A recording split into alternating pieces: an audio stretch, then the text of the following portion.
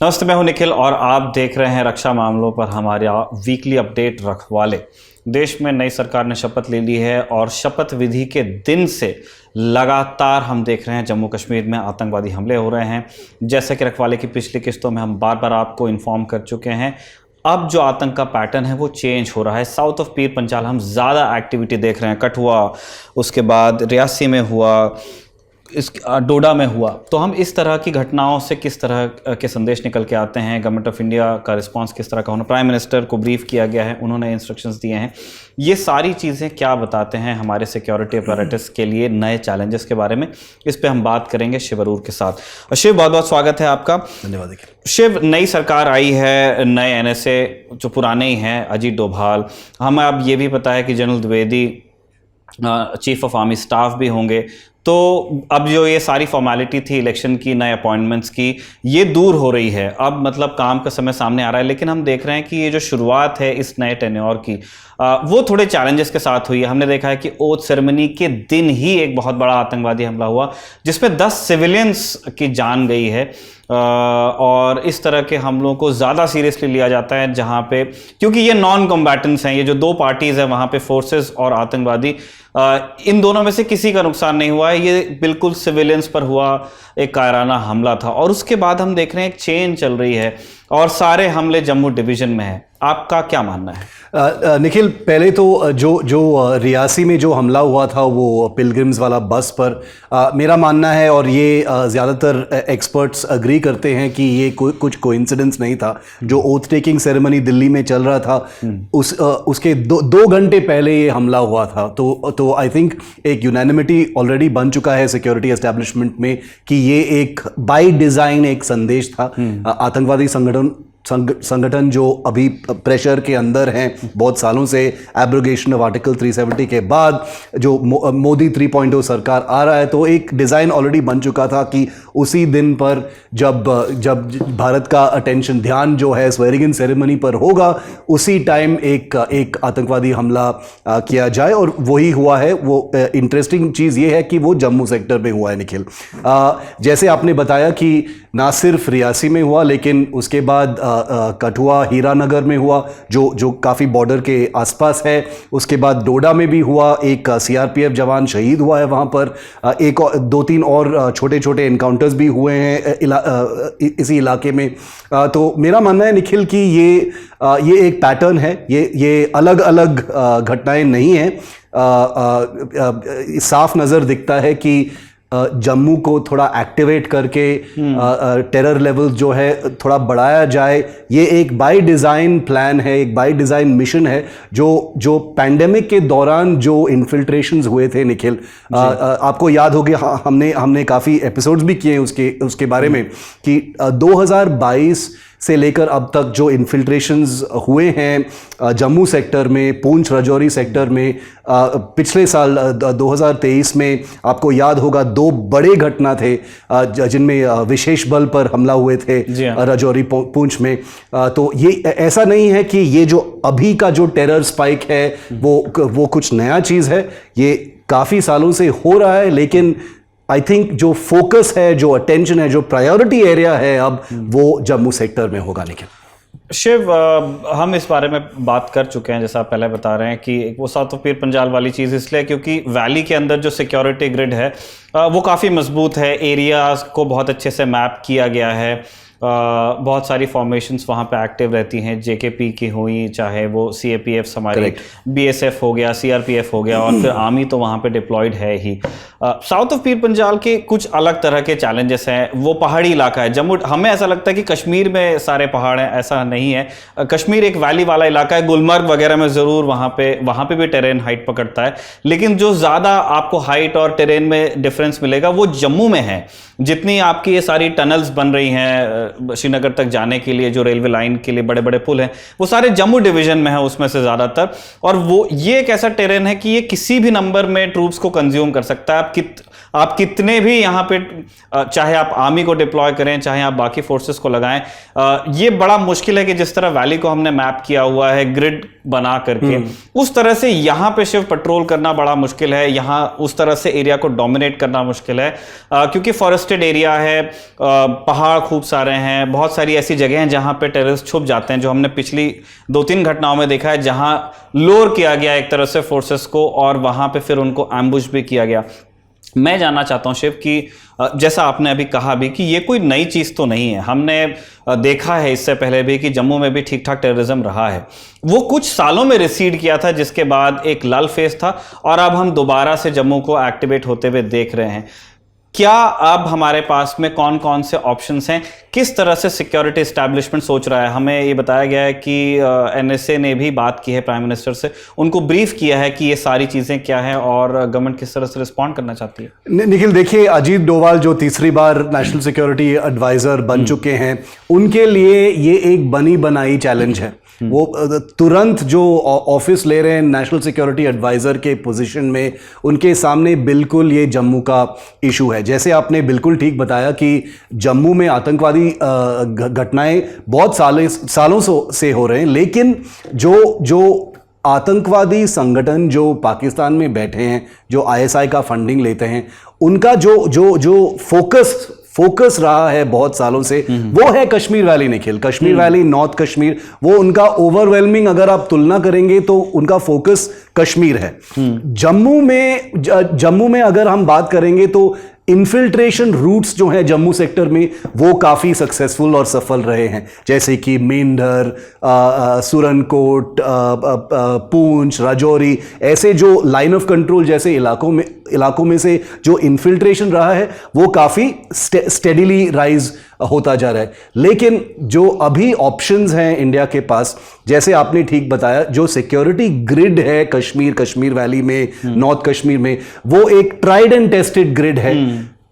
2019 के बाद जब आर्टिकल 370 एब्रोगेट हो गया था, रद्द किया गया था, उसके बाद जो सिक्योरिटी तैनाती, जो इंप्रूवमेंट्स हैं कश्मीर वैली में, इंडिया के लिए एक अनुभव है कि एक लेवल पर एक स्टेबिलिटी वापस आ गया है कश्मीर में। और जैसे हमने पिछले एपिसोड में भी इस पे बात की है निखिल, कि कुछ इंडिकेटर्स भी हैं। टूरिज्म बढ़ गया है, कमर्शियल एक्टिविटी बढ़ गया है, लोग घर खरीद रहे हैं, ऐसे कमर्शियल शॉप, सिनेमाज, ये सब हो रहा है। और अगर आतंकवाद का लेवल नीचे नहीं आ रहा तो ये सब बिल्कुल नहीं होता। लेकिन अब पाकिस्तान पर काफी दबाव है निखिल, क्योंकि पाकिस्तान के लिए दिस इज बैड न्यूज। अगर कश्मीर वैली में एवरीडे लाइफ इंप्रूव हो रहा है, विजिबली दिखने में भी इंटरनेशनली, अगर एक नैरेटिव, ना सिर्फ नैरेटिव लेकिन एक रियलिटी बन चुका है कि एक्चुअली कश्मीर में इंप्रूवमेंट हो रहा है, पीओके में एक्चुअली काफी तनाव है, पाकिस्तान में तनाव है, तो इसलिए बाय डिजाइन पाकिस्तान को पता ही है तो कि they need to keep the terror levels active. और इसलिए जम्मू में 2021 से एक बाय डिजाइन एक ओवरआर्चिंग मिशन है कि जो हम नहीं कर सकते हैं और cannot do anymore in the Kashmir valley, हम जम्मू में करेंगे, क्योंकि वहां पे कुछ डिसएडवांटेजेस है इंडिया के लिए। जैसे आपने बताया, जो सिक्योरिटी मैट्रिक्स, जो तैनाती है कश्मीर वैली में, वो जम्मू में नहीं है। जम्मू में जो टेरेन है, जो जमीन है, जो धरती है, वो बहुत सारे चैलेंजेस है। यहाँ पे आपका जो ग्राउंड प्रेजेंस है ट्रूप्स के, वो कंपेयर ही नहीं कर सकते हैं कि कश्मीर और जम्मू में व्हाट द डिफरेंस इज। तो इसलिए इंडियन सिक्योरिटी फोर्सेस जो है जम्मू में, the levels are much lower than required to tackle this particular situation। लेकिन निखिल, अगर हम 20 साल पहले देखेंगे, एक आपने भी सुना होगा, हम इस पर बात भी किए हैं, एक ऑपरेशन था, ऑपरेशन सर्पविनाश, राइट, 2003 में ये था कि बहुत सारा इन्फिल्ट्रेशन हुआ था जम्मू सेक्टर में, और लाइन ऑफ कंट्रोल के पास जो कुछ पहाड़ थे, वहाँ पे काफ़ी गुफा थे, काफ़ी हाइडिंग प्लेसेस थे, छिपने के लिए बहुत सारे जगह थे, और वहाँ पे बहुत सारे जो स्मॉल ग्रुप्स, आतंकवादियों के छोटे ग्रुप्स जो थे, वहाँ छुपे थे। और काफ़ी सारे इंसिडेंट्स हुए थे, काफ़ी एनकाउंटर्स हुए थे, काफ़ी मिलिट्री टारगेट्स पर हमला किए गए थे, काफ़ी सिविलियंस भी मर गए थे उस टाइम। और इसलिए ऑपरेशन सर्पविनाश एक, if I am not mistaken, एक 2 महीने का एक ऑपरेशन था। सही बात। जिसमें एक मल्टी डायमेंशनल, एक सस्टेन टाइप का लंबा hot pursuit all out type का एक अटैक था ऐसे ऐसे आतंकवादी टारगेट्स पर जम्मू सेक्टर में, बेसिकली पूंछ हिल नाका एरिया में। तो मेरा नहीं मानना है कि वो वाला स्ट्रैटेजी अब एक ऑप्शन है निखिल, क्योंकि काफ़ी कुछ बदल गया है अब टेक्नोलॉजी को लेकर, सर्वेलेंस को लेकर, ह्यूमन इंटेलिजेंस। जो आतंकवादी लोग जो अंदर आए हैं, उनका जो ह्यूमन इंटेलिजेंस भी काफ़ी बढ़ गया है। वो एक्चुअली एक डिसएडवांटेज हो सकता है इंडिया के लिए।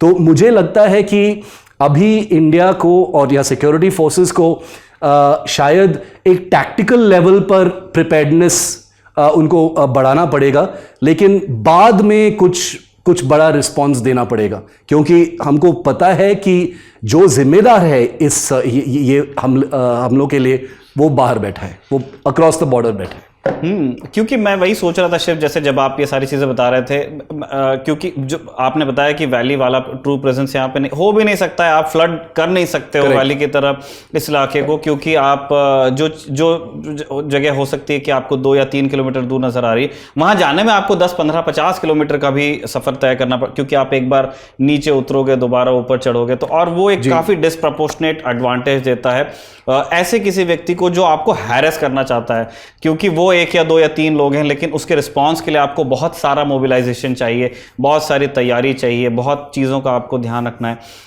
तो शिव, आप जिस तरफ आप हिंट कर रहे हैं कि ये क्रॉस बॉर्डर चीज़ है, आपको वहाँ के बारे में कुछ सोचना पड़ेगा। मैं ये समझना चाहता हूँ कि हमने जब चीन के साथ में हमारी तनातनी शुरू हुई 2020 में, और काफ़ी सारा डिप्लॉयमेंट हम लोग जम्मू से लेकर के गए, कश्मीर से लेके गए, और हमने 14 कोर के इलाके में लद्दाख में, ईस्टर्न लद्दाख में तैनात किया। बहुत सारे फॉर्मेशंस देश के बाकी हिस्सों से भी मूव की गई, जिसके बारे में थोड़ी कम बात होती है। मथुरा से कई सारे फॉर्मेशंस ऊपर गई हैं, पूरा का पूरा एक कोर गया है। हम जानना चाहते हैं कि तब पाकिस्तान के साथ एक तरह का एक हमारा अग्रीमेंट जो पहले से ही चल रहा था, उसमें बात हुई कि जो सीज फायर है उस पर अमल ठीक तरीके से किया जाएगा, और हमने एक लल फेज देखा क्रॉस बॉर्डर फायरिंग में। लेकिन हमने उस तरह का उस तरह का एक्टिविटी में एक ड्रॉ डाउन हमको इस तरह के इन्फिल्ट्रेशन में, या जो काइनेटिक एक्शन, इस तरह के छोटी छोटी घटनाएं होती रहती हैं, चाहे वो कठुआ हो चाहे वो रियासी हो, उसमें कोई ड्रॉ डाउन हमको देखने को नहीं मिला। क्या इस लेवल पे कोई समझ पैदा हो सकती है?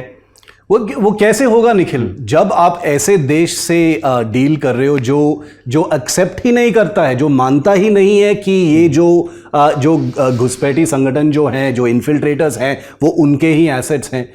आप एक ऐसे देश से बात कर रहे हो जो बोलते हैं कि these are freedom fighters, we cannot do anything about them.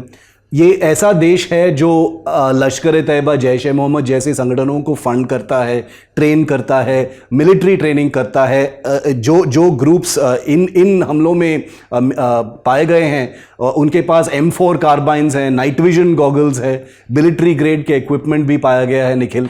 आप ऐसे देश से बात कर रहे हो जो मानता ही नहीं है कि उन्होंने ही इन लोगों को भेजा है across the line of control. तो मेरा नहीं मानना है कि कुछ समझौता या कुछ अग्रीमेंट हो सकता है इस पर। आप बिल्कुल ठीक कह रहे हैं कि जो सीज फायर एग्रीमेंट है इंडिया और पाकिस्तान के बीच में, वो काफी सफल रहा है, अभी भी चल रहा है, क्योंकि आपको याद होगा कि 2016-2017 में काफ़ी ज़्यादा सीज फायर वायलेशंस होते थे उस साल। बहुत सारे सीज फायर वायलेशंस हो रहे थे उस टाइम पर, लेकिन उसके बाद हॉटलाइन पर कुछ डिस्कशंस हुए थे और वो सीज फायर फिर से एक्टिव हो गया था। लेकिन जो इन्फिल्ट्रेशंस हैं निखिल, जो इन्फिल्ट्रेशंस हैं, अगर आप उरी से देखो या गुरेज सेक्टर से देखो या तंगधर सेक्टर या केरन सेक्टर और अब पूंछ राजौरी सेक्टर अगर आप देखोगे, वो कभी मतलब पूरा का पूरा घटा बिल्कुल नहीं है। वो इन्फिल्ट्रेशंस होते ही रहते हैं और इसलिए काफ़ी दबाव है पाकिस्तान पर भी कि अगर वो इन्फिल्ट्रेशंस खत्म हो जाएंगे तो जो मकसद है पाकिस्तान का जम्मू एंड कश्मीर में वो सफल नहीं रहेगा। They need assets on the ground. वो जो लोग वो भेजते हैं across the line of control, अगर वो रुक जाता है कंप्लीटली, और वो कभी रुक नहीं सकता क्योंकि आपका लाइन ऑफ कंट्रोल इतना लंबा है, आप कितना देखोगे, इन्फिल्ट्रेशन तो होते ही हैं। तो मेरा नहीं मानना है कि डिप्लोमेटिकली या मिलिट्री डिप्लोमेटिकली ऐसा कुछ डील कभी भी हो सकता है। मतलब ये चीज़ देखने में बड़ी इंटरेस्टिंग होगी शिव कि अगर जो पाकिस्तान में जो इनके जो कठपुतलियों के ऊपर हाथ हैं, अगर वो वास्तव में ये कॉल ले चुके हैं कि अब उनको कश्मीर वैली के बाहर हिंदुस्तान को हैरेस करना है, तो हमारे ऑप्शंस क्या हैं? क्योंकि टेक्नोलॉजी की एक लिमिट है, हमारे ह्यूमन रिसोर्सेज की भी एक लिमिट है, इंटेंशन चाहे आपकी कितनी भी हो, जो उस ज्योग्राफी के चैलेंजेस हैं, जो वहाँ पे मौसम के, जो वहाँ टेरेन के चैलेंजेस हैं, उसके बीच में इस लेवल का विजन रखना कि एक भी व्यक्ति क्रॉस ना कर पाए बहुत मुश्किल है, बहुत ही, मतलब मैं इम्पॉसिबल नहीं कहना चाहता हूँ, लेकिन अभी तक के ऐसा दुनिया में मुझे नहीं लगता है कि कोई ऐसा उदाहरण देखने को मिलता है कि जहाँ पे जो विलिंग इंसर्जेंट्स हैं, जो क्रॉस करना चाहते हैं, उनको आप किसी प्रबंध के तहत रोक पाए हों। हम अपनी तैयारियों को किस तरह से कैलिब्रेट करेंगे, किस तरह से हमारे रिस्पॉन्सेज होंगे, हम कितना इन्वेस्ट होंगे, क्योंकि ऐसा बिल्कुल नहीं है जिस मैप में हम पहले पूरा जम्मू कश्मीर देखते थे, अब वहाँ 2 यूनियन टेरिटरीज हैं। तो अगर आपका अगर पूरा फोकस 16 कोर पे आ जाएगा, तो आपके पास 2 और कोर्स हैं जिनके पास में बहुत बड़े बड़े चैलेंजेस हैं। तो हमें ये देखना है कि जुडिशियसली हमारे रिसोर्सेज, हमारा ह्यूमन इंटेलिजेंस, हमारे बाकी जो रिसोर्सेज हैं वो किस तरह से इन्वेस्ट किए जाते हैं, और हमें कोई बीच का रास्ता ढूंढना पड़ेगा जब तक कि एक पॉलिटिकल सॉल्यूशन इस प्रॉब्लम का हमारे सामने नहीं आ जाता है। शिव, हम जम्मू के ही बारे में बात करना चाहते थे, लेकिन क्योंकि एक बड़ी इंटरेस्टिंग न्यूज़ रिपोर्ट हमारे सामने है, आई एम श्योर आपने भी पढ़ा होगा, अमृता नायक दत्ता की एक रिपोर्ट आई है इंडियन एक्सप्रेस पे, जिसमें उन्होंने अग्निवीर के बारे में बात की। अग्निवीर को लेकर के जितनी बातचीत हमने रखवाले के पिछले एपिसोड में की थी, और तब हमने बातें शिव क्लोजिंग के समय पे ये भी की थी कि अब गवर्नमेंट के पास में और सर्विसेज के पास में किस किस तरह के ऑप्शंस हैं।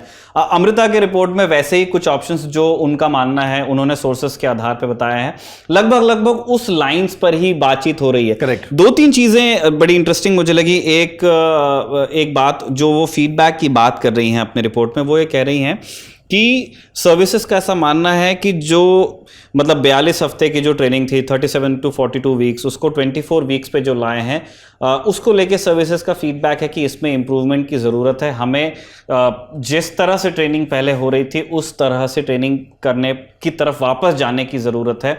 और सिर्फ एक और चीज़ जो पिछले बार हम डिस्कस करने से रह गए थे कि जितना इनटेक था 25%, जिसको बढ़ाने की बात भी चल रही है, उस वजह से कोहेशन को लेकर के कुछ प्रॉब्लम सामने आई हैं, क्योंकि जो ट्रूप्स हैं, जो अग्निवीर हैं, उनके बीच में बिल्कुल कॉम्पिटिटिव स्पिरिट होनी चाहिए, लेकिन अगर ज़्यादा अटेंशन कंपटीशन की तरफ रहेगा तो फिर जो एक फौज का उसूल है, साथ में लड़ना, कोहेसिवनेस, एक ब्रदरहुड आपको डेवलप करना है, क्योंकि एक दूसरे की हथेली में जान रखनी है, उस स्पिरिट ने थोड़ा सा हिट लिया है। और जैसा कि जब अग्निवीर योजना आई थी, अग्निपथ योजना आई थी, तब जो 2 सर्विसेज जहां पे टेक्निकल एक्सपर्टीज की ज़रूरत कंपैरेटिवली ज़्यादा होती है, उनकी तरफ से भी इसी तरह का फीडबैक है कि अगर इस तरह का इनटेक रहा और इस तरह का ही पैटर्न रहा 4-4 साल के लिए, तो आने वाले समय में शॉर्टेज भी हो सकती है एक्सपर्ट्स की। वो कह रहे हैं 2035 के बाद से हमें प्रॉब्लम हो जाएगी।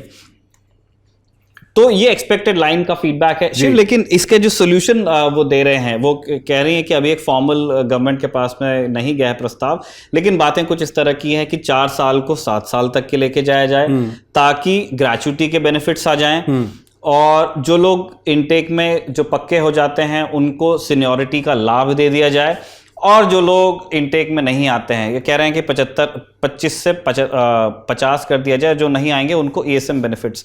मैं ये सोच रहा हूं कि अगर ये सारी चीज़ें कर देती है सरकार, अगर इसी दिशा में आगे बढ़ती है, तो हम बैक टू स्क्वायर 1 नहीं हो जाएंगे? निखिल, ये एक बहुत ही अच्छा सवाल है, और अमृता का जो आर्टिकल है मैंने देखा भी, और मैं ये अमृता तो जो भी लिखती हैं वो बहुत अच्छी पोस्ट बेस्ड जो स्टोरीज हैं, जो ऑफिशियली लोग नहीं बोलते हैं उस पर लिखती हैं, तो my compliments to her. But मैं ये ज़रूर बोलूँगा कि जो ऑप्शंस हैं सरकार के सामने अभी, 2 राय नहीं हो सकते हैं। जो फीडबैक मिल रहा है, जो आपने बताया अभी, वो बिल्कुल मिल रहा है ग्राउंड से, फील्ड से, सेना से जो फीडबैक मिल रहा है, whether it is about training या कोहिजन को लेकर जो आपने पॉइंट रेज किया, या रिटेंशन के ऊपर जो कंसर्न्स हैं, वो सारे सरकार के बिल्कुल सामने हैं। और जैसे हमने पिछले एपिसोड में भी डिस्कस किया कि 6 महीने पहले राजनाथ सिंह जो रक्षा मंत्री हैं, और रक्षा मंत्री फिर से बन गए हैं, उन्होंने एक कमेटी ऑर्डर किया था ये सारे फीडबैक को लेके देखना।